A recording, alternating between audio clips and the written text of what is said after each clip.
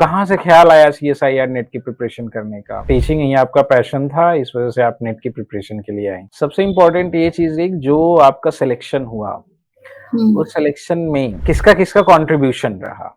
एक टाइम ऐसा भी आया था कि जब मैंने पेपर दिया था मेरा नहीं हुआ था। प्लानिंग के बारे में थोड़ा-सा शेयर करेंगी? प्रिपरेशन के दरमियान आपकी किस तरह की प्लानिंग रही, जो आपके एग्ज़ामिनेशन के क्वालीफाई करने में सबसे ज़्यादा हेल्पफुल रही? सर मेरी सक्सेस का एक ही रीज़न है, वो है इतनी पढ़ाई हम रात में करते हैं ना, वो इतनी इफ़ेक्टिव नहीं होती और मुझे ऐसा लगता है कि वो शायद हम जल्दी भूल भी जाते हैं। सर एक एस्पिरेंट की जर्नी में पढ़ाई तो रोल प्ले करती ही है, बट आपको कोई एक ऐसा कि सर मुझसे ये नहीं हो रहा है, सर ऐसा नहीं हो रहा है, तो फिर आप लोग मुझे समझाते थे। मुझे याद है जब मैं आई थी तो मैंने आपसे कहा था कि सर मुझसे नहीं हो पाएगा, मेरे में हिम्मत नहीं आ रही अब दोबारा पढ़ने की। इतने टाइम की 5-6 साल की केमिस्ट्री एक 6 महीने में सर कवर नहीं कर सकते, उसको सीखने में थोड़ा टाइम लगता है।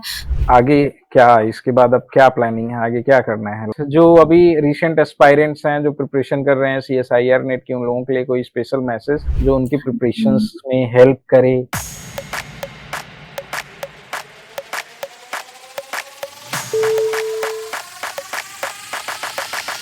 सबसे पहले इंट्रोडक्शन आप दीजिए मेघा जी। आपका क्या उम, एजुकेशनल बैकग्राउंड रहा? Mm. Hi, my name is Megha Yadav. I have done my graduation from Hansraj College, University of Delhi, and my post graduation from Jamia Hamdard, Delhi itself, sir. तो आगे सबसे ज़रूरी ये इम्पोर्टेंट चीज़ है कि जब आप मतलब सीएसआईआर नेट की प्रिपरेशन करने आईं, Mm. तो कहाँ से ख़्याल आया सीएसआईआर नेट की प्रिपरेशन करने का?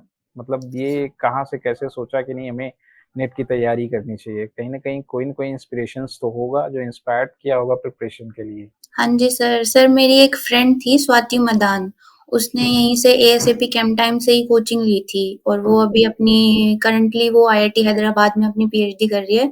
उसी ने मुझे इंस्पायर किया था कि एएसएपी को जॉइन करना चाहिए और वो मेरी बैचमेट भी थी और फिर मैं उसी की वजह से मैंने एएसएपी कैंप टाइम को जॉइन किया और मैंने सीएसआर नेट के लिए इसलिए सोचा क्योंकि इसमें सर करियर अपॉर्च्युनिटी बहुत ज़्यादा है और मेरा जो गोल था अल्टीमेटली वो गोल यही था कि मुझे टीचिंग करियर में ही जाना है और टीचिंग करियर में भी ऐसे नहीं कि अगर मैं पीजीटी, टीजीटी के थ्रू जाऊँ, ऐसे नहीं चाहिए था। मुझे ये था कि मैं कॉलेज में पढ़ाऊँ, इसीलिए मैंने सीएसआर नेट की तैयारी की सर। आपका टारगेट था टीचिंग इंस्टीट्यूट्स में जाना था या टीचिंग ही आपका पैशन था, इस वजह से आप नेट की प्रिपरेशन के लिए आईं? यस जैसा कि सर। जनरली लोगों के साथ ऐसा ही रहता है, लोगों के साथ हुँ, मतलब आगे चल के हायर एजुकेशन में अगर टीच करना रहता है, तो हुँ। लोग प्रेज़ेंट टाइम तो सबसे ज़्यादा इम्पोर्टेंट है कि आपके पास नेट क्वालिफ़िकेशंस तो होनी ही चाहिए। यस चलिए, सर। अच्छा ठीक है, तो मेनली एसएप इंस्टीट्यूट जॉइन करने के लिए भी जो भी आपको इन्फॉर्मेशन मिली, वो आपके हुँ, फ्रेंड के थ्रू ही मिली थी पूरी। Yes sir. सबसे इम्पोर्टेंट ये चीज़ रही जो आपका सिलेक्शन हुआ, हुँ। उस सिलेक्शन में किसका-किसका कंट्रीब्यूशन रहा? मतलब सर सबसे बड़ा ज़्यादा तो मेरी मम्मी का रहा था हुँ, और आप लोगों का सर क्योंकि मुझे याद है कि मैं एक बार पाथ से थोड़ा भटक गई थी, तब मेरी मम्मी ने मुझे समझाया था कि बेटा अगर कुछ लाइफ में करना ही है तो थोड़ा बड़ा कर, छोटे के लिए क्यों जा रही है जब तू इतना पढ़ सकती है तो। तो फिर हुँ। मैंने डिसीज़न लिया था कि हाँ, मुझे नेट की तैयारी दोबारा से शुरू करनी चाहिए और फिर मतलब इस न जो ये 1 साल का पीरियड था, इसमें एक टाइम ऐसा भी आया था कि जब मैंने पेपर दिया था मेरा नहीं हुआ था, तो मुझे यूँ था कि अब मैं घर चली जाऊँगी। बट उस दिन मुझे अमित सर मिल गए थे, तो उन्होंने मुझे बोला कि नहीं बेटा घर नहीं जाना, तुम्हें बहुत पोटेंशियल है, उन्होंने मम्मी को समझाया। तो शायद वो जो 2 मेन चीज़ थी कि एक मेरी मम्मी और एक दिन उसका अमित सर और आपका बात कर लेना मेरी मम्मी से, उसकी वजह से ही मैं आज इस जगह पे हूँ सर। हाँ, बेसिकली जब आप आई थी पहली बार तो आप अपनी मदर के साथ ही आई थी, यहाँ पे जब यस मतलब सर। मेनली आप जॉइन करने के हुँ, लिए। हाँ, ये तो था कि हुँ, जो एक मेंटल सपोर्ट था आपकी मदर का, वो हुँ। काफ़ी सपोर्टिव था, जिस वज़ह से मतलब यस आप सर। आगे कंटिन्यू कर पाएँ। दूसरी चीज़ ये सबसे इम्पोर्टेंट चीज़ कि कोचिंग इंस्टीट्यूट का कितना कंट्रीब्यूशन रहा? सर कोचिंग इंस्टीट्यूट की वजह से ही मैं हूँ, क्योंकि मुझे नहीं पता था कि मुझे क्या पढ़ना चाहिए, क्या नहीं पढ़ना चाहिए। और सर सच्ची बताऊँ तो मुझे तो ये था कि मैं ज़ूलॉजी में आगे जाना चाहती थी।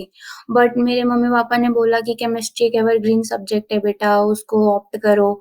तो फिर अब यूँ था कि केमिस्ट्री के बारे में इतना कुछ ज़्यादा नहीं पता था। कोचिंग इंस्टीट्यूट में आने के बाद पता चला कि केमिस्ट्री को इस तरीके से भी पढ़ा जा सकता है।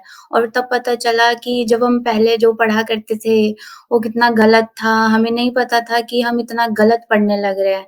आप दोनों की वजह से मतलब इतने कांसेप्ट क्लियर हुए मेरे, मुझे अच्छा लगने लगा केमिस्ट्री पढ़ना, तो इसीलिए सर इतना ज़्यादा इफ़ेक्ट डाला इसने मेरी लाइफ़ पे। ओके, तो जब प्रिपरेशन आप कर रही थी सीएसआईआर नेट की, जो भी आपकी पूरी जर्नी थी, उसमें हुँ। सबसे चैलेंजिंग टास्क क्या था? सर चैलेंजिंग चैलेंजिंग मेरे क्या लिए लगा? सबसे ज़्यादा मेरे हेल्थ इश्यूज़ थे। सर मुझे माइग्रेन की प्रॉब्लम है और इसी माइग्रेन की प्रॉब्लम्स की वज़ह से मुझे 1 साल का ब्रेक भी लेना पड़ गया था पढ़ाई के लिए, कि अब मैं नहीं पढ़ पाऊँगी क्योंकि मुझे सर बहुत ज़्यादा होता था। प्लानिंग के बारे में थोड़ा शेयर करेंगी? प्रिपरेशन के दरमियान आपकी किस तरह की प्लानिंग रही, जो आपके एग्ज़ामिनेशन के क्वालीफाई करने में सबसे ज़्यादा हेल्पफुल रही? किस तरह की प्लानिंग आपने की थी? सर मेरी सक्सेस का एक ही रीज़न है, वो है कंसिस्टेंसी। मतलब कि मेरा एक रूटीन प्लान रहता था डेली का, और मैं पहले ही सोच लिया करती थी कि मुझे आज क्या करना है और मुझे आने वाले 1 हफ्ते में क्या करना है। और 1 हफ्ते के बाद वो इसीलिए चेंज होता था क्योंकि हमारा जो कोर्स जो भी चल रहा होता था पढ़ाई का, उसको शिफ्ट चल रहा होता था, उसकी वज़ह से मुझे अपना प्लान चेंज करना पड़ता था। बट मैं एकदम क्लियर रहती थी कि मुझे आने वाले हफ्ते में ये कवर करना है, इतने टाइम में कवर करना है। तो सर जो मेरी शुरुआत होती थी, मैं अर्ली मॉर्निंग पर्सन हूँ, तो सर मैं 4 बजे उठती थी और मैं 4 टू 8 मैं पढ़ती थी। 9 ओके। बजे हमारी क्लासेस शुरू होती थी और 5 बजे तक हमारी चलती थी या कभी 6 बजे तक चलती थी। तो जाने के बाद मैं सिर्फ़ और सिर्फ़ 1.5 घंटा या 2 घंटा ही पढ़ती थी और मेरा एक रूटीन था कि मेरे को 10 बजे तक सो जाना है किसी भी हालत में, चाहे मेरा काम कंप्लीट हुआ हो या ना हुआ हो, क्योंकि मुझे पता था कि अगर मैं अपनी पढ़ाई रात में करूँगी, उससे ज़्यादा बेटर मैं अपनी पढ़ाई सुबह कर सकती हूँ, क्योंकि मुझे सुबह उसको पढ़ने में इतना टाइम नहीं लगता था, जितना मुझे रात में पढ़ने में टाइम लगता था। और अगर जैसे ऐसा होता था कि अगर मुझे कहीं जाना है और मेरी पढ़ाई मिस हो जाएगी, तो मैं उसका एक बैकअप रखती थी कि इतने टाइम में मुझे ये चीज़ कवर कर लेनी है। तो एक सिस्टमैटिक मैं अपना प्लान बनाया करती थी कि आज-आज ये टॉपिक कवर करने हैं, ये टेस्ट कवर करने हैं, और इसी तरीके से सर मैं चलती थी। तो मतलब ये सबसे ज़्यादा हेल्पफुल ये रहा अर्ली मॉर्निंग स्टडी का, तो हाँ मतलब जी जितने सर। भी बच्चे हैं, उनको भी आप यही प्रेफ़र करेंगी कि अर्ली इन द मॉर्निंग पढ़ें हाँ जी इंस्टीड सर, की क्योंकि क्योंकि लेट नाइट ऐसा होता है स्टडी? कि सर हम इतनी क्लासेस लेते हैं, इतना हेक्टिक हो जाता है कि शाम में थक जाते हैं, दिमाग भी थक जाता है, सुबह से इतना पढ़ रहे होते हैं, तो शाम में रेस्ट चाहिए होता है। तो जितनी पढ़ाई हम रात में करते हैं ना, वो इतनी इफ़ेक्टिव नहीं होती और मुझे ऐसा लगता है कि वो शायद हम जल्दी भूल भी जाते हैं।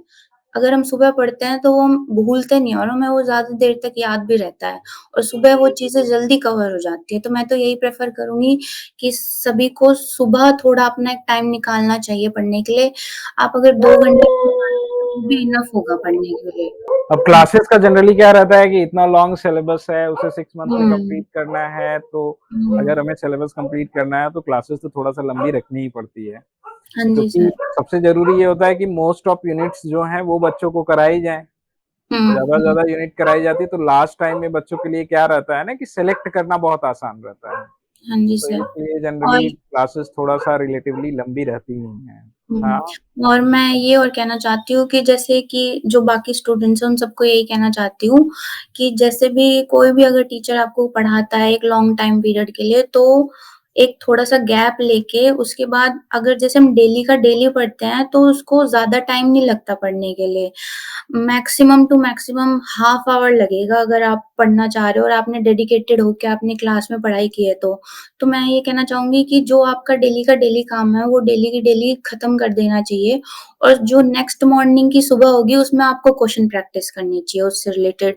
जितने भी आपको मिल जाएँ, असाइनमेंट्स मिल जाएँ या बुक्स के क्वेश्चन मिल जाएँ या डीपीपी मिल जाएँ, तो क्वेश्चन प्रैक्टिस सुबह करनी चाहिए और जो क्लास में पढ़ाया गया है, उसको शाम में ही अपना खत्म करके सो जाना चाहिए क्योंकि उसमें ज़्यादा टाइम नहीं लगता।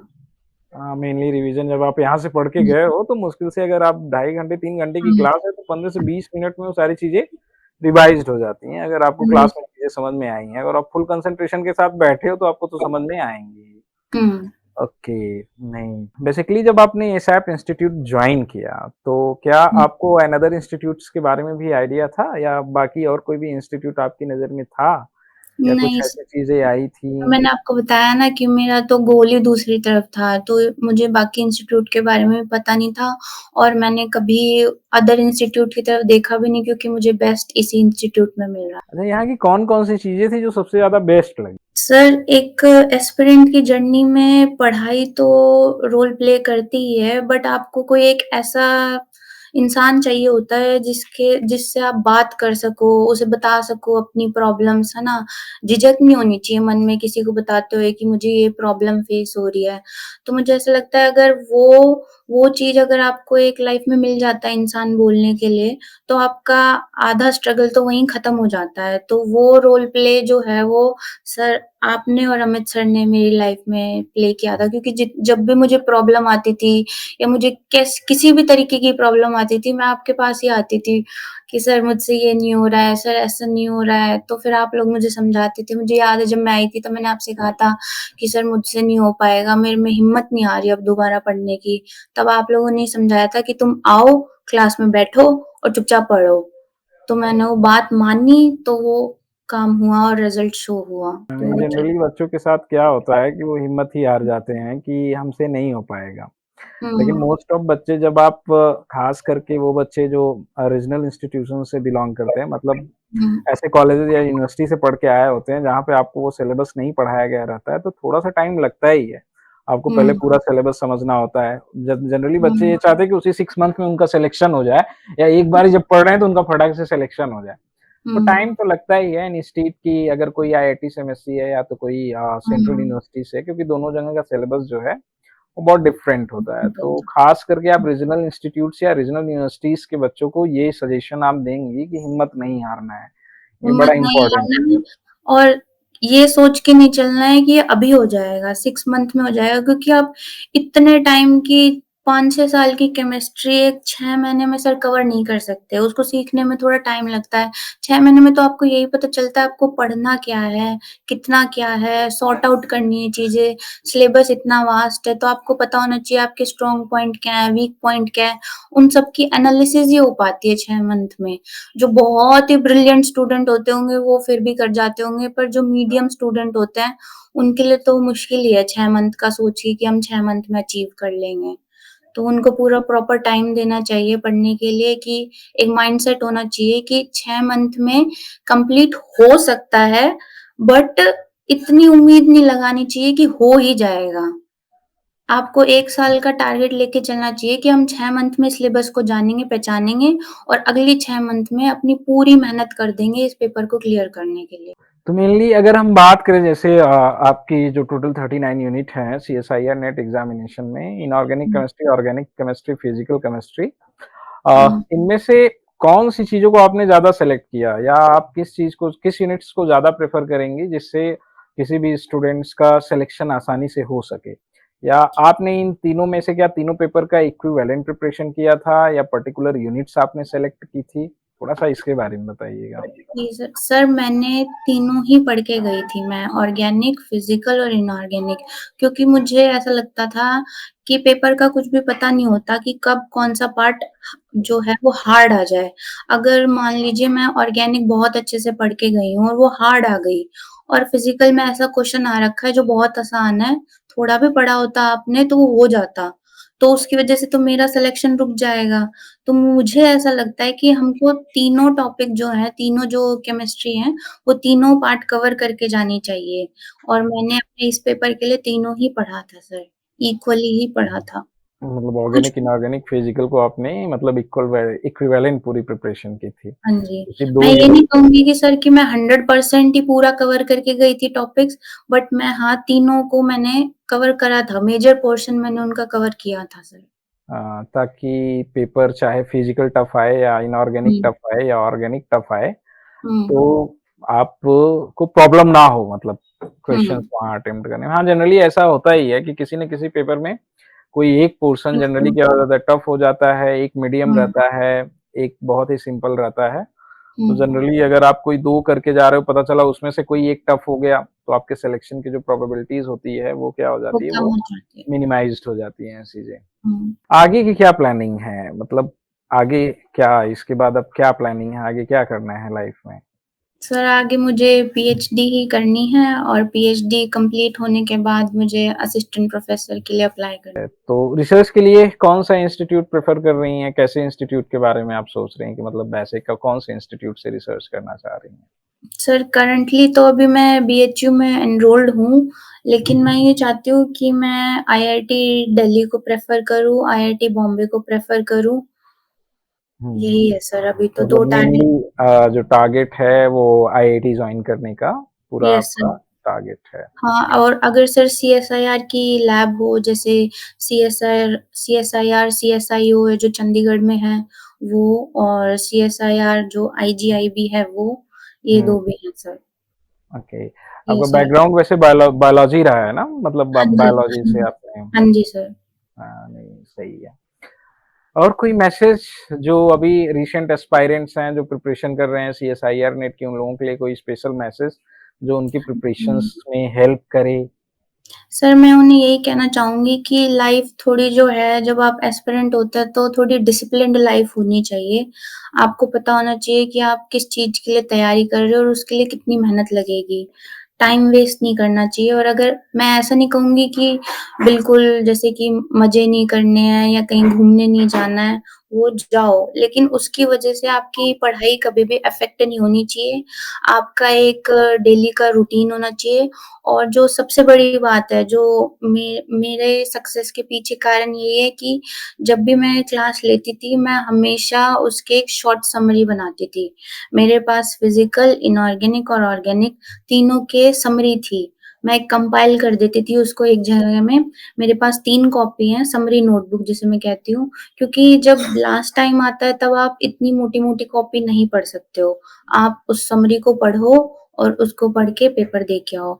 जब आप ये कर लेते हो जैसे तुमने आज पढ़ा, जो भी पढ़ा, उसको समरी बना ली। समरी बनाने के बाद मान लो अगर आप लोगों का टेस्ट है, तो टेस्ट के लिए आप दोबारा से कॉपी को रिवाइज़ नहीं करना आपको। आप समरी को रिवाइज़ करो और अपना टेस्ट दो। हमेशा समरी पढ़ो और टेस्ट दो।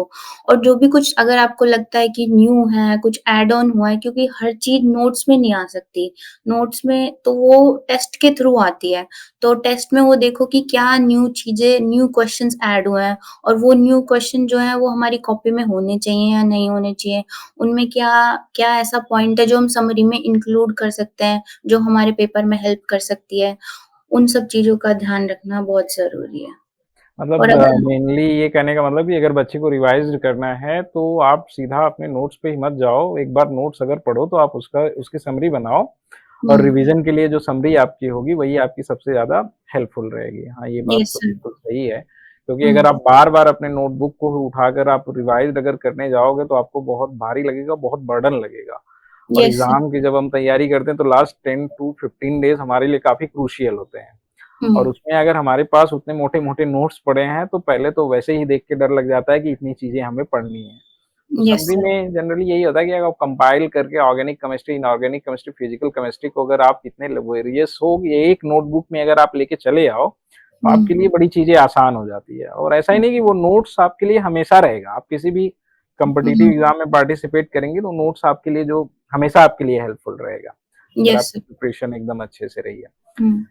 ऐसी कौन-कौन सी चीज़ें थी जो आपकी प्रिपरेशन के दौरान आपकी क्वेश्चन सॉल्विंग कैपेबिलिटी को बूस्ट किया था? कहाँ-कहाँ से आपने क्वेश्चन की प्रैक्टिस की थी? सर ये थोड़ा बताएँ। मैंने जो टेस्ट सीरीज़ थे वो क्वेश्चन प्रैक्टिस किए थे, जो हमें क्लास में असाइनमेंट्स मिलते थे उनके प्रैक्टिस किए थे, जो क्लास के नोट्स होते हैं वो किए थे और सर मैंने बुक्स के क्वेश्चन किए थे।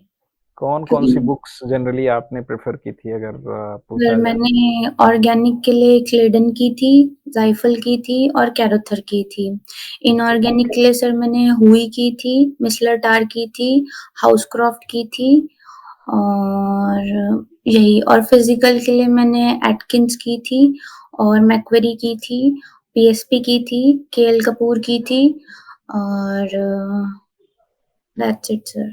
इतनी सारी चीज़ें। हाँ जी अच्छा सर, जो मैंने बुक्स पढ़ी थी सर मैंने, क्योंकि मुझे ये पता था क्वेश्चन बैंक एक एक टाइम के बाद खत्म हो जाता है कि कहाँ से यूँ होता है कि और करने हैं क्वेश्चन, तो जनरली जो पेपर है वो या तो बुक्स से आएगा या रिसर्च पेपर से आएगा या फिर क्लास के नोट्स और या असाइनमेंट से आएगा, तो जब वो खत्म हो जाए तो फिर बुक्स के क्वेश्चन किए थे सर मैंने। मतलब मेनली पहले आपने क्या किया था कि क्लास नोट्स के क्वेश्चन वगैरह के बाद जो आपके पास एडिशनल टाइम बचा हुँ, था, उसके बाद आपने बुक को प्रेफ़र किया था। Yes sir. तो क्लास नोट्स पढ़ने के बाद अगर आप बुक प्रेफ़र करेंगे तो बुक के क्वेश्चन भी आपको तभी समझ में आते हैं। अगर आप हाँ डायरेक्ट जी बुक सर। पे जाओगे तो आपके पास समझ में ही नहीं आएगा कि नहीं उसको कैसे अप्रोच हुँ, करना है। Yes sir. अच्छा यहाँ के क्रैश कोर्स और टेस्ट सीरीज़ आपकी प्रिपरेशन में किस तरीके से हेल्प की थी? सर टेस्ट सीरीज़ का क्वेश्चन बहुत ज़्यादा कंसेप्चुअल थे। जब मैंने टेस्ट सीरीज़ के जब क्वेश्चन लगाए थे, मुझे याद है मैं स्कोर नहीं कर पाती थी उन्हें। मेरे नंबर नहीं आते थे और कई बार मैं नेगेटिव में भी चली जाती थी, जिसकी वज़ह से बहुत ज़्यादा डिमोटिवेशन हो जाता था कि नंबर नहीं आ रहे हैं तो पेपर कैसे क्लियर होएगा। फिर आप लोगों ने समझाया कि बच्चों ये न्यू क्वेश्चन्स हैं, न्यू क्वेश्चन से ही आपका कांसेप्ट बिल्ड होएगा, क्योंकि हर चीज़ नोट्स में नहीं आ सकती। तो उसकी वज़ह से मुझे वैरायटी ऑफ क्वेश्चन मिले टेस्ट सीरीज़ में और क्रैश कोर्स में मतलब ऑनगोइंग इतना फ़ास्ट आप अपना एक टॉपिक कवर कर सकते हो, जिसकी वज़ह से बहुत हेल्प मिलती है। क्योंकि वही चीज़ अगर आप वैसे पढ़ते हो तो बहुत ज़्यादा टाइम लग जाता है और क्रैश कोर्स में आप एक टॉपिक उठाते हो, उसके ऊपर इतने सारे क्वेश्चन्स करते हो, जिसकी वज़ह से आपका कांसेप्ट क्लियर होता है और आपके पास वैरायटी ऑफ क्वेश्चन्स भी आ जाते हैं। तो हर टाइम जो आपके क्वेश्चन होते हैं, वो न्यू होते थे सर, कभी भी पुराने नहीं होते थे, जिसकी वज़ह से एक मोटिवेशन रहता था कि पुराने क्वेश्चन नहीं आ रहे, अरे चलो ये हमसे हो जाएगा, ऐसा नहीं रहता था। हमेशा टेस्ट सीरीज़ के क्वेश्चन हमें थिंक कर मतलब मजबूर करते थे सोचने पे कि ये क्वेश्चन कैसे होएगा, हुँ, ऐसे। और उसके हुँ, बाद आपका टेस्ट डिस्कशन होता था, फिर उसकी वज़ह से भी हेल्प हो जाती थी। क्योंकि बाकी कोचिंग इंस्टीट्यूट में मुझे ऐसा लगता है कि मैंने करियर एंडीवर की टेस्ट सीरीज़ एक बार जॉइन की थी, तो मुझे यूँ लगा उसमें कि क्वेश्चन्स जो थे वो इतने रेलेवेंट नहीं थे। मुझे ऐसा लगा ऑन द मार्क नहीं थे, ऐसा लग रहा था कि बच्चों में एक हाइप क्रिएट करने के लिए वैसे क्वेश्चन दिए गए थे जो कि शायद एग्ज़ाम में कभी पूछे भी ना, इस लेवल के। तो फिर मैंने वो ज़्यादा नहीं दिए और मैंने अपनी ही जो कोचिंग की टेस्ट सीरीज़ है उसी को फ़ॉलो किया। मेनली क्वेश्चन हम लोग डिसाइड ऐसे ही करते हैं कि बच्चा हम तो हमेशा बच्चों को ये प्रेफ़र करते हैं कि आप टेस्ट को फ्रीक्वेंटली दीजिए। ज़रूरी नहीं कि आप वहाँ अच्छा स्कोर करें, लेकिन उन क्वेश्चंस हुँ, को सॉल्व ज़रूर कीजिए और उन क्वेश्चन से रिलेटेड जो कॉन्सेप्ट है, उनको आप ज़रूर पढ़ के जाइए क्योंकि क्वेश्चन उस वहीं से कॉन्सेप्ट से ही पूछता है, कुछ इधर-उधर आगे-पीछे हुँ, करके ही पूछेगा। और ख़ास हुँ, करके जनरली हमेशा क्वेश्चन ऐसा देना चाहिए जो टफ़ हो, मतलब उस लेवल का क्वेश्चन पूछ रहा हो या जब भी पूछे तो उससे नीचे का ही पूछे, ताकि हुँ, बच्चा हर तरह की चीज़ों के लिए प्रिपेयर रहे। अब जनरली टेस्ट सीरीज़ के थ्रू कॉन्फिडेंस बूस्ट ये नहीं करना होता कि आप मैक्सिमम क्वेश्चन सॉल्व कर लो हुँ, और आपको लगे अरे हम तो बहुत अच्छा कर रहे हैं, बहुत अच्छा कर रहे हैं और हुँ, फाइनली जब आप एग्ज़ाम में जाओ तो आपसे चीज़ें ना हो पाएँ। तो हुँ, इसी चीज़ों को ध्यान में रख के ही जनरली हम लोग टेस्ट सीरीज़ डिज़ाइन करते हैं ताकि अच्छा रहे। हुँ, अभी तो चलिए ठीक है, आप लोग जब आप पढ़ रहे थे तब तो उस टाइम हम लोग कॉन्सेप्ट टेस्ट वाला कॉन्सेप्ट नहीं रखे थे, लेकिन अब क्या कर हुँ, दिए कि अभी क्लास हो उसके बाद तुरंत कॉन्सेप्ट टेस्ट ले लेते हैं। जैसे हुँ, क्या है कि डे जो रिवीज़न करना है बच्चों को, जनरली जैसे हुँ, आप जा रहे हो वहाँ रिवाइज़ कर रहे हो, इनका रिवीज़न यहीं क्लास में ही हो गया और जितना कॉन्सेप्ट है उसको टेस्ट के फॉर्म में कंपाइल करके दे दिया पूरा। तो उसके हुँ, लिए वही रिवीज़न हो गया। अब मतलब वो हुँ, नोट्स पढ़े उसके लिए वो समरी भी पूरी हो गई। तो ये हुँ, थोड़ा-सा अलग है, हालाँकि वो पूरा स्टेटमेंट बेस्ड रहता है। तो स्टेटमेंट हुँ, बेस्ड वाले से क्या होता है कि जनरली बच्चों को स्टेटमेंट पढ़ने की आदत बड़ी कम रहती है। हुँ। स्टेटमेंट उबाऊ लगता है लोगों को, लेकिन हाँ स्टेटमेंट जी बेस्ड सर। जब आप टेस्ट देते हो, तो आपकी जो कैपेबिलिटी होती है क्वेश्चन को लर्न करने की, क्वेश्चन को समझने की, वो ज़्यादा बढ़ जाती है। Yes sir. चलिए, नहीं ठीक है, तो आगे मेनली आपको पीएचडी के लिए जाना है। ऐसा कोई एक मैसेज जो बच्चों को आप दें इंस्टीट्यूट को लेके, इंस्टीट्यूट के प्रति? हाँ जी सर, मुझे ऐसा लगता है कि मैनेजमेंट जो है वो थोड़ा बढ़ना चाहिए ताकि आप और अमित सर जो है वो बच्चों को ज़्यादा टाइम दे पाएँ, क्योंकि कई बार ऐसा होता है कि हर डाउट के लिए अगर बच्चा टीचर के पास जाएगा, ज़रूरी नहीं है कि टीचर हमेशा ही अवेलेबल हो जाए। तो मुझे ऐसा लगता हाँ, है कि अवेलेबल होना ज़रूरी है और मुझे ऐसा भी लगता है कि बच्चों को जो है पहले खुद से ही डाउट सॉल्व कर लेने चाहिए अपने कलीग्स के साथ, क्योंकि उससे क्या होता है ना कि बहुत ज़्यादा ऐसी चीज़ें सामने बाहर आ जाती है जो हमें नहीं पता होती है और उन्हें पता होती हैं। तो उससे क्या होता है कि जो आपके कांसेप्ट है वो और ज़्यादा स्ट्रॉन्ग हो जाता है। तो एग्ज़ैक्टली। टीचर से पूछने से पहले जो है बच्चा अपने आप में ही कर ले और फिर भी नहीं हो रहा है तो टीचर के पास जाए तो टीचर अवेलेबल हो उस चीज़ के लिए, क्योंकि आप इतना टाइम क्लास लेंगे सर और उसके बाद बच्चे डाउट भी पूछेंगे तो उसके लिए एक्स्ट्रा टाइम भी चाहिए। तो उस सब चीज़ों के लिए ऐसा मैनेजमेंट होना चाहिए कि आप टाइम दे पाएँ बच्चों को। इसके पीछे मेन रीज़न ये रहा है ना कि हमने डाउट वाली फैकल्टी जो अलग से इसलिए नहीं रखी, क्योंकि मेनली हम लोग ये सोचते हैं कि जो हम पढ़ा रहे हैं, हम ही उनका डाउट सॉल्व करें, क्योंकि क्लास में, हुँ, क्योंकि अगर कोई एक्सटर्नल रखेंगे तो हो सकता है उनका बताने का तरीका कुछ और रहे। ये मेरा हुँ, एक्सपीरियंस रहा है अनदर इंस्टीट्यूट्स के हुँ, साथ, हुँ, कि फिर बच्चा उससे और कहीं ज़्यादा कन्फ्यूज़्ड हो जाता है।